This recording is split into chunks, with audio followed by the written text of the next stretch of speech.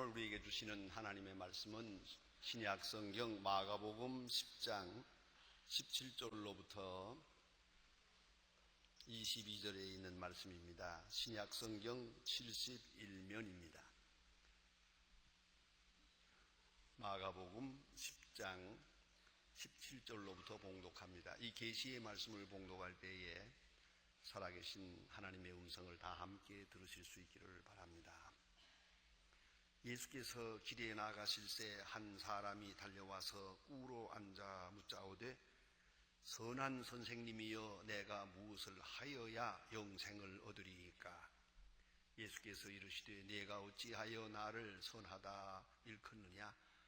하나님 한 분 외에는 선한 이가 없느니라.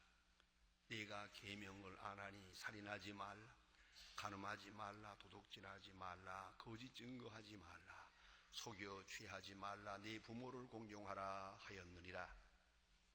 여짜오되 선생님이여 이것은 내가 어려서부터 다 지키었나이다. 예수께서 그를 보시고 사랑하사 가라사대 네게 오히려 한 가지 부족한 것이 있으니 가서 내 모든 것을 다 팔아 가난한 자들을 주라. 그리하면 하늘에서 네 보화가 네게 있으리라. 그리고 와서 나를 쫓으라 하시니 그 사람은 재물이 많은 고로 이 말씀을 인하여 슬픈 기색을 띠고 근심하며 가니라. 아멘. 지난 2월 20일자 한국일보에 실렸던 이야기입니다. 가르침의 씨앗은 내 안에 있다 하는 것입니다. 가르침의 씨앗은 내 안에 라고 하는 제목의 글이 실렸습니다. 마치 종교란에 실려야 할 것 같은 그런 제목입니다. 그러나 이것은 스포츠란에 있는 이야기고, 특별히 골프란에 이런 제목의 글이 실려 있었습니다. 골프를 치는 사람들 중에 특별히 골프 실력을 향상시키려고 하는, 좀 더 잘 쳐보고 싶은 열심히 있는 골퍼들은 말입니다, 세 가지 실수를 한다고 합니다. 첫째가 뭐냐면 최근에 나오는 유행하는 최신 골프채를 사들인다는 겁니다. 그 수백만 원짜리 골프채만 좋으면 될 것 같아서 좌우간 집집마다 골프채 5개 이상 있는 집은 문제가 있는 겁니다. 더 좋은 거, 더 신형 그런 것을 사면 이것으로서 문제가 해결이 될 줄 알아요. 그러나 아무리 좋은 골프채를 사도 여전히 그대로 있습니다. 그걸 우리가 알아야 되고요. 두 번째는 유명한 연습장을 찾습니다. 어떤 분이 어떤 연습장에 가서 연습을 해서 실력이 올라갔다 하면 나도 한번 갑니다. 이리저리 옮겨다니고 또 심지어는 골프장을 바꿉니다. 내가 회원이 되어 있는 골프장이 있으니 항상 거기서 해야겠죠. 그러나 왠지 이게 실력이 올라가질 않아요. 그러니까 다른 골프장 돈을 또 내가면서 이 골프장 저 골프장 어디 가면은 더 좋은 성적을 낼 수 있을까 해서 옮겨 다닌다는 겁니다. 세 번째는 이름난 코치를 찾아다니는 겁니다. 뭐 돈이야 얼마든지 간에 내게 골프 실력만 올려줄 수 있다면 나를 좀 가르쳐달라, 내 잘못된 것을 좀 지적해달라, 내가 어떻게 하면 잘 칠 수 있겠느냐 이런 물어가면서 좋은 코치를 찾아 헤맨다는 것이옵시다. 그런데 이상한 것은 이 코치로부터 지적을 받고 보니까 그 이야기는 늘 듣던 이야기요, 귀에 멋이 박이도록 듣던 이야기, 그 외에 다른 신선한 이야기를 들어보는 일이 없다고 합니다. 심지어는 그런 이야기는 벌써부터 알던 것이고 나도 남 가르치는 건데 뭘 그걸 나한테 가르치는가라고 불만스럽게 생각한다는 것이죠. 우리나라의 어느 유명한 재벌 총수 한 사람이 미국을 여행하는 중에 마침 미국에서 세계적으로 유명한 골퍼하고 같이 골프를 치게 그런 기회를 얻었습니다. 여러 시간 동안 골프를 같이 친 다음에 아주 친절하게 그에게 물었습니다. 내 골프 치는 것을 보셨는데 무엇을 고쳐야 하겠다고 생각하십니까? 라고 진지하게, 그야말로 역사적인 순간이거든요. 한마디 꼭 지적을 받고 싶어서 물었더니 딱 하는 소리가 헤드업 하지 마세요. 헤드업이라는 말 무슨 말인지 모르시죠? 모르는 대로 두세요. 그 별거 아니니까. 어쨌든 헤드업 하지 마세요. 깜짝 놀라세요. 그건 내가 처음부터 듣던 말인데, 내가 수십 년 들은 이야기인데 뭐 그까짓 있거나. 문제는 그걸 실천하지 못한 거예요. 그 단순한 진리를 실천하지 못한 것이 기본이 잘못됐어요. 그렇습니다. 오늘 본문에도 보면은요, 참 이런 한 청년이 주님 앞에 나왔습니다. 그는 관원이요 부자요 엘리트올시다. 당대의 엘리트입니다. 이분이 나와서 영생을 얻겠다고 합니다. 영생에 대한 진리를 물었습니다. 그런데 마지막 장면에 보면 이 사람은 슬픈 낯으로 돌아가게 됩니다.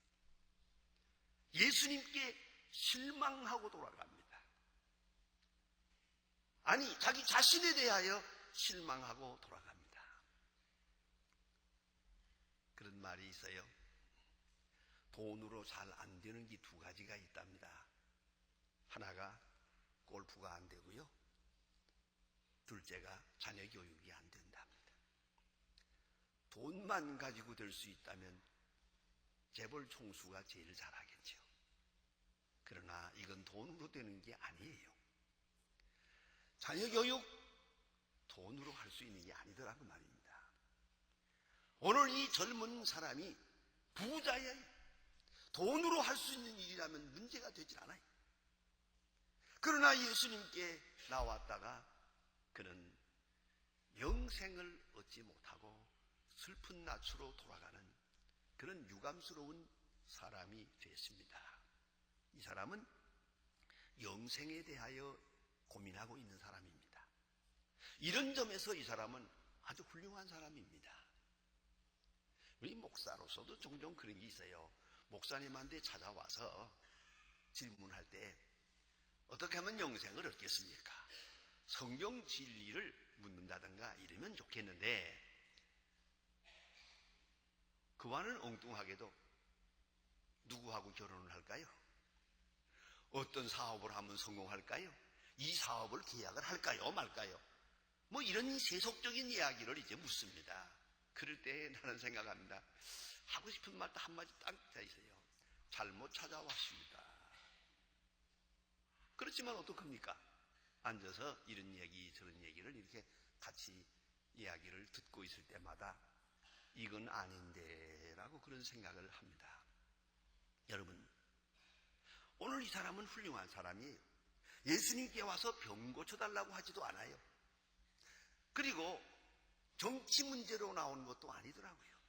나라 임하실 때가 이때입니까? 이런 정치적 질문도 없고, 경제적인 질문도 아니고 사회적인 문제도 아니고 가정 문제 혹은 신분에 대한 문제, 이웃과의 대한 문제, 그런 이야기도 아니었단 말입니다.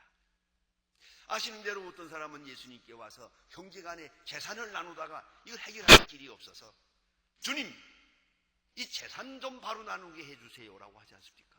왜 별별 가지 문제를 가지고 나왔는데, 오늘 이 사람은, 오늘 본문에 나타난 이 청년은 어쩌면 예수님의 마음에 가장 가까운 좋은 질문을 가지고 나왔어요.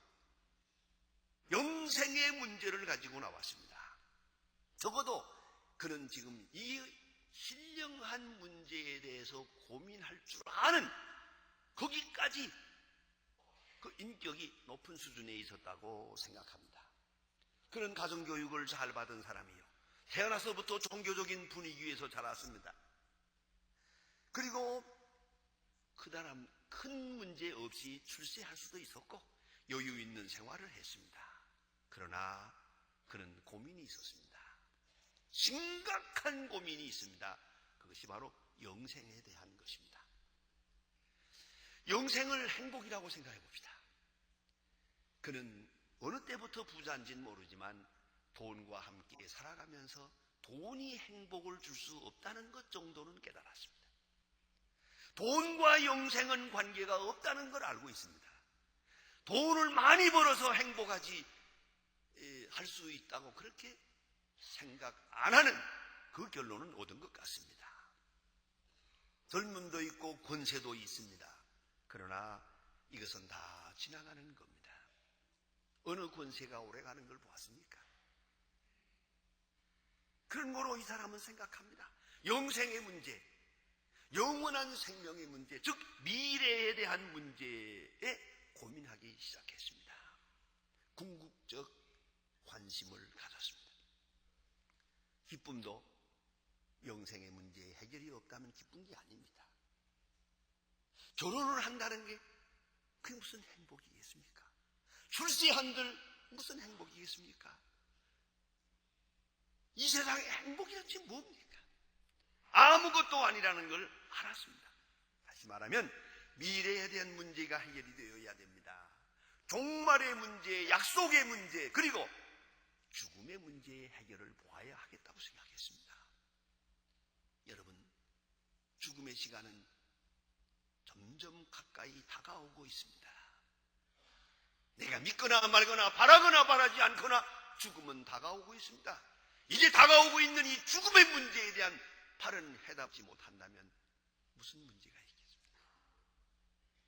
그 어떤 분처럼 의사를 붙들고 1시간만 더 살게 해주세요. 이 정도 인간이 됐다면 그 사람에게 무슨 행복이 있겠습니까? 아무것도 아닙니다. 죽음의 문제에 대한 정확한 해답을 얻고 오늘을 살아야 합니다. 그뿐입니까? 사후의 문제의 해결을 보아야겠습니다. 죽음 다음엔 어떻게 되는 겁니까? 사도 바울처럼 그리스도의 날에 너희는 나의 자랑이 되고 나는 너의 자랑이 되리라. 그리스도의 날에, 바로 그 날에 대한 확실한 해답을 얻고 오늘을 사는 것처럼 여유 있고 자유롭고 행복한 일은 없다고 생각합니다. 미래의 문제의 해결이 바로 현재의 문제의 해결이기 때문입니다.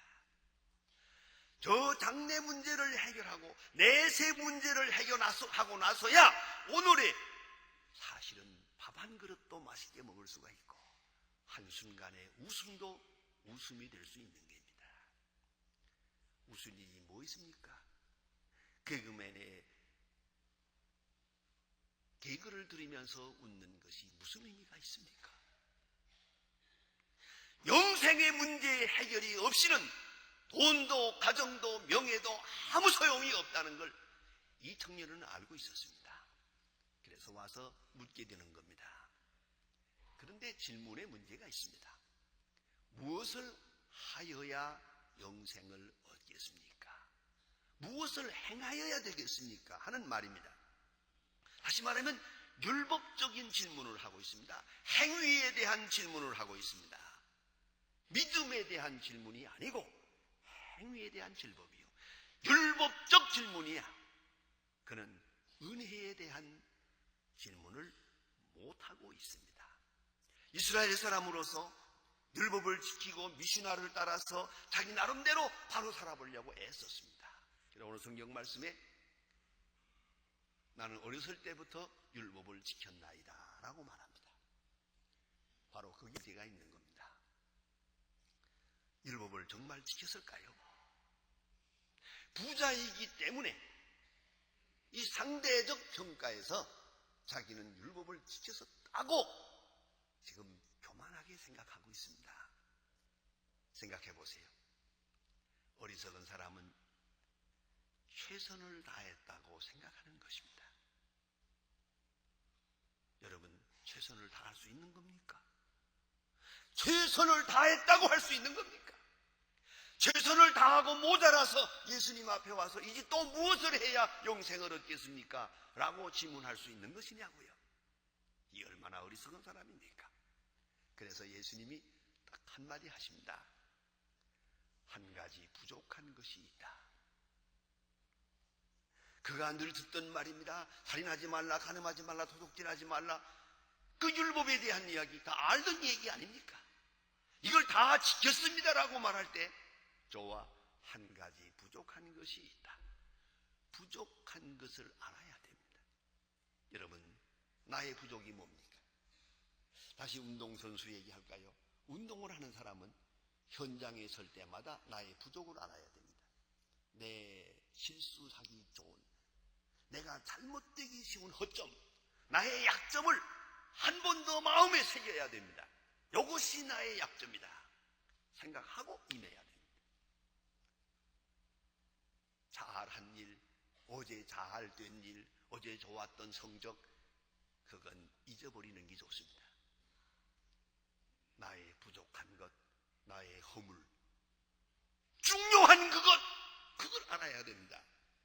예수님 말씀이 오히려 한 가지 부족한 것, 너 생각해 봤느냐? 이걸 묻습니다. 옛날에 페르시아의 한 나그네가 사막을 지나가면서 먼 여행을 하는데 하늘로부터 귀한 음성을 듣게 되었다고 합니다. 내가 북쪽으로 2km만 더 가면 오아시스를 만나게 될 것이다. 오아시스 그 물가에 자갯돌들이 많은데 그 자갯돌들을 내 주머니에 될수록 많이 넣고 그리고 하룻밤을 자라. 그런 아침이 되었을 때 한 가지 기쁜 일이 있고 한 가지 슬픈 일이 있으리라. 온 세상에 궁금한 얘기죠. 그렇잖아요. 정말로 가보았더니 오아시스가 있고 자갯돌이 있어요. 이 주머니에 돌을 넣는데 그 무거운 걸 넣고 자라니 이게 도대체 아리송해서 그래서 두 주머니에다가 작은 두 주머니에다가 몇 개를 넣었습니다. 그리고 반신반의하면서 하룻밤을 잤는데 자고 나 보니까 아침에 일어나 보니 그것이 금덩어리가 되었더라 합니다. 아, 이 금을 얻었다. 그리고 기뻐하는 동시에 그럴 줄 알았으면 주머니마다 채울 걸. 12주머니나 되는데 주머니에 가득 채울 걸. 내가 왜 두 주머니에만 넣었던가. 그래서 기쁨보다 슬픔이 더 많았답니다. 사람마다 자기가 무엇을 모르고 있는지, 자기가 무엇에 부족함이 있는지 근본적으로 돌아가서 이것도 생각해야 됩니다. 또한 다음에 보니까 있는 것을 다 팔아 가난한 자에게 주라 그럽니다. 있는 것을 다 팔아라. 내가 가지고 있는 게 뭐냐 이거죠. 요 가지고 있는 걸 통해서 영생의 역사는 시작이 되겠어요. 있는 것, 아는 것, 할 수 있는 것, 이게 중요한 것이죠. 예수님의 비유의 말씀대로 보면은 어떤 사람이 남의 밭을 갈다가 밭에 감추인 보화를 발견했다. 이것을 덮어놓고 가서 자기 있는 모든 재산을 다 팔아서 이 보화를 샀다라고 말합니다. 가치관의 문제입니다. 무엇이 중요한 것입니까? 가장 중요한 것을 위해서라면 중요치 않은 것은 쉽게 버릴 수 있어야죠. 이 보화를 발견하고 나가서 가장진물을 다 팔아치우는 이 사람이 아쉬웠겠습니까? 그게 힘든 일이겠습니까? 참 진리를 아는 사람은 나머지 일 버리는 건 어렵지 않아요. 문제는 그리스도인적 바른 가치관의 문제가 있는 거예요. 무엇이 중요한 것입니까? 그것을 똑바로 깨닫고 나면 그 여타의 문제는 문제가 되지 않지요. 그게 무슨 대단한 얘기겠습니까? 그래서 내 있는 것을 다 팔아라 라고 말씀하십니다. 그리고는 가난한 자에게 주라 그랬습니다. 있는 것을 주라. 할 수 있는 것을 하라. 그 말입니다. 주라. 그렇습니다. 여러분, 영생의 문제를 가슴에서 해결하려고 그러지 마시고 머리를 굴려서 마음에서 해결하려고 그러지도 마세요. 영생의 문제는 손발로 해결해야 됩니다. 오늘도 저는 저희 소망교회 교인들 가운데 이런 분들이 있음을 자랑스럽게 생각합니다. 1년 중에 이 여름 휴가철, 이 휴가를 맞는다는 거, 이 황금 같은 휴가가 아닙니까? 그런데 이 휴가를 어디서 보내느냐? 이들은 몽골과 중국의 어려운 데 가서 의료봉사하러 갑니다. 거기 가서 그 2주일 동안을 거기서 보내고 옵니다. 휴가를 해변으로 가는 게 아니라 농촌봉사로, 의료봉사로 나를 필요로 하는 사람들의 세계로 가더라고 말이에요. 어제 네팔에서 오신 목사님, 1,500만의 인구의 의사가 1,000명밖에 없대요. 그것도 아주 열악하고. 내년에는 우리나라에 꼭 의료봉사 와주시길 바랍니다. 간절히 부탁을. 그러자고 했어요. 여러분, 의사가 아니더라도 봉사할 사람이 많이 필요합니다. 한번 따라가 보세요. 영생이 뭔가 알 테니까요. 진정한 행복이 뭐며 진정한 휴가가 무엇인가를 알 거예요. 괜히 바닷가에 나갔다가 죽느니 사느니 그러지 마시고 얼마나 여기 보세요. 가난한 자에게 주라. 그러면 내가 영생이 뭔지를 좀 알게 될 것이다 라고 말씀하세요. 그것이 중요합니다. 그리고 나서 주님 말씀하십니다. 나를 쫓으라. 그리고 나서 나를 쫓으라. 전적으로 내게 헌신하라. 그리할 때 영생을 얻으리라. 여러분, 이 사람은 이 귀한 말씀을 듣고 네라고 순종하지를 못하고 슬픈 기색을 하고 돌아갔다. 얼마나 유감스럽습니까? 요새는 경영학이라고 하는 학문이 아주 유행입니다. 어떻게 하면은 경영자가 될까? 어떻게 하면 CEO가 될까? 어떻게 하면은 좀 더 유능한 지도자가 될 것인가? 많은 책이 나와 있습니다. 소위 리더십에 대해서. 그런데 거기에 여러 가지 이야기가 있습니다. 제일 기본적이고 공통적인 조건이 하나 있습니다. 그것이 뭐냐면 옛 것으로부터 벗어나야 된다는 겁니다. 3가지를 벗어나야 됩니다. 첫째, 나이를 벗어나야 됩니다. 내가 나이 좀 더 먹었다고 해서 뭐 선배니 뭐니. 자, 우리나라처럼 선배가 소중한 나라가 없어요. 그것도 뭐 질서가 깨진다나 뭐 선배가 어디 있어요. 무슨 대단한 선배라고. 나이가 벼슬이 아니에요. 내가 더 선배다, 내가 더 어른이다. 그거 빨리 지워버리세요. 그러기 전에는 이 세대에서 자유할 수가 없어요. 2번째는 지식에서부터 벗어나야 됩니다. 낡은 지식, 그거 벗어나야 됩니다. 더구나 전문성이 전부 틀립니다. 내 지식에 대해서 교만할 것이 하나도 없어요. 안다고 하는 생각 빨리 지워버려야 되고요. 셋째는 낡은 경험입니다. 잘못되면서 누적된 타성화된 경험, 이 경험 자체가 우리의 발목을 잡고 있는 거예요. 그런 거로 이 과거로부터 깨끗이 벗어나는 자만이 CEO가 될 것이요, 지도자가 될 것이요, 이 세대를 미래로 이끌 것이라고 그렇게들 말하고 있습니다. 오늘 이 본문에서 보니까 이 사람이 낡은 세상에서 벗어나지 못하고 있어요. 다 팔아 가난한 자에게 주라. 어차피 그 재산 때문에 고민도 많았고 그 재산 때문에 근심 걱정이 있었는데 그러겠습니다라는 말을 왜 못했는가 말입니다. 전 그런 해봐요. 그러겠습니다. 당장 팔아서 다 주겠습니다. 그랬더라면 아마 예수님께서 뭐라고 했을까? 저는 궁금히 생각합니다. 그냥 좀 두어라 그래서 그런지도 모르겠어요. 왜요? 할 일이 많잖아요. 마가복음 10장 29절로 30절에 보면은 예수님 말씀하십니다. 나를 위하여 부모나 형제나 자매나 친척이나 재산을 다 버린 자는 금세에 있어서도, 금세상에 있어서도 100배나 받을 것이요 겸하여 영생을 얻을 것이라고 말씀하십니다. 이 사람 공연한 걱정을 한 거예요. 다 팔아드린다고 하는 마음을 가지고 전적으로 현재를 부정했더라면 그리스도를 긍정하는 순간에 그 모든 것을 다 얻을 수 있었는데요. 이 사람은 너무 값싼 은혜를 생각했습니다. 물질주의적인 난 과거에서 벗어나지 못했습니다. 그런 거로 슬픈 기색을 하고 옛생활로 돌아갔습니다. 예수님을 만난 이 귀중한 시간에 어째서 영생을 얻지 못하고 옛날로 돌아가고 있는 겁니까? 오늘도 깊이 생각해야 됩니다. 오히려 한 가지 부족한 것이 있다.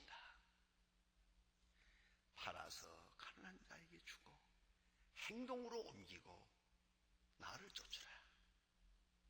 그리하면 하늘의 보화가 있을 것이라고 말씀하십니다. 기도하십니다.